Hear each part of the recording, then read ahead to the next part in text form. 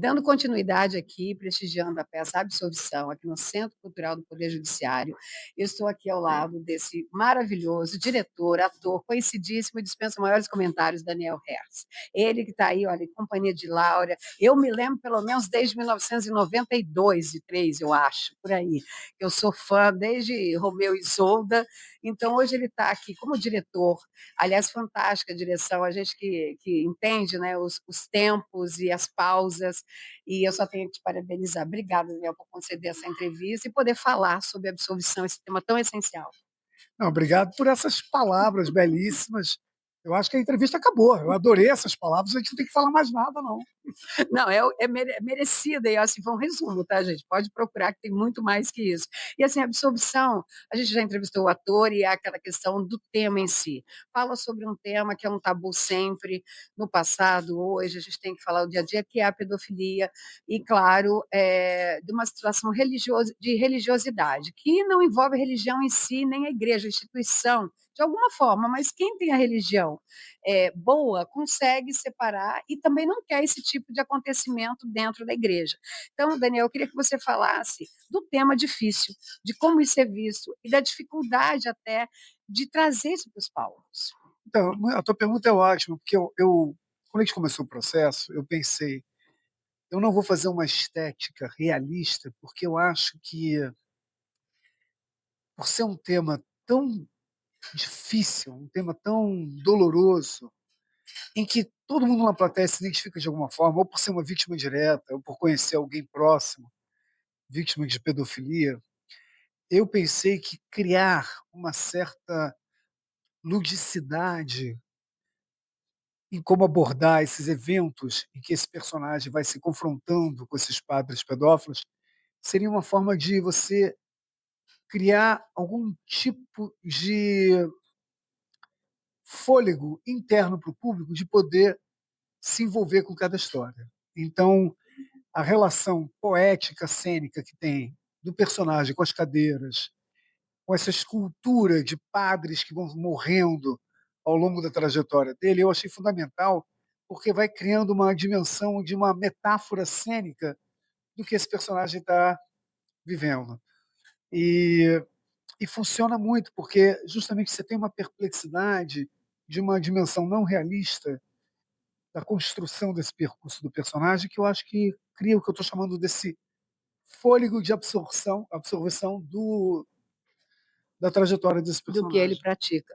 É. Não, eu acho isso essencial, que entra, né, até como aqui espectadora, eu assisti, eu acredito que cada um se identifique de alguma forma, mas ele proporciona essa reflexão, esse estilo poético até de um assunto tão sério e tão cruel, mas ao mesmo tempo da gente refletir. Por exemplo, alguns podem ter passado por isso, quem não passou, também um olhar diferenciado para ajudar pessoas, porque às vezes a gente não percebe. Então, eu acho que isso também traz esse olhar do outro para quem está passando o problema ali e não consegue verbalizar, e demonstra por sinais, isso fica muito, muito claro, seja no texto, na composição, na sua direção, de como isso é importante, você ser ouvido, ecoar vozes dessas pessoas. Eu queria que você falasse sobre isso. Não, é isso mesmo que você já falou. Eu acho que também tem uma outra camada interessante que o espetáculo propõe, que é uma discussão se a gente deve acolher a possibilidade de fazer justiça com as próprias mãos. Isso eu acho que é uma discussão que o espetáculo traz, que é muito interessante. Um personagem que é vítima de pedofilia e ele se vinga tentando eliminar os padres pedófilos da existência no planeta Terra. Justiceiro. O justiceiro, exatamente. Aliás, é uma palavra que a gente usou muito no ensaio. E foi muito interessante que no processo a gente teve algumas conversas, algumas discussões, se esse personagem está certo ou não. Seria culpado ou absolvido. Porque ele tem uma coisa interessante, porque ele tentou dividir com a sociedade, com a própria família, e não foi ouvido, com as próprias instituições, a escola, pessoas importantes da comunidade que ele vivia. E ele nunca foi levado a sério na tentativa de compartilhar o sofrimento que ele estava tendo. A consequência disso é que ele começa a fazer justiça com as próprias mãos. Eu acho que isso é uma outra discussão que está para além da pedofilia, Fato. que é por mais tenebroso de certos crimes que as pessoas cometem, como é que a sociedade se organiza para balizar algum tipo de justiça em relação a essas personagens. E é muito interessante, em relação a quem é vítima. Então é muito interessante que tem gente que acha que ele está certíssimo de fazer isso, e tem gente que fala assim, cara, se todo mundo for fazer justiça com as próprias Não mãos, dá. a gente vai viver uma barbárie. Então é uma discussão muito interessante que eu acho que a peça também propõe, para além da pedofilia.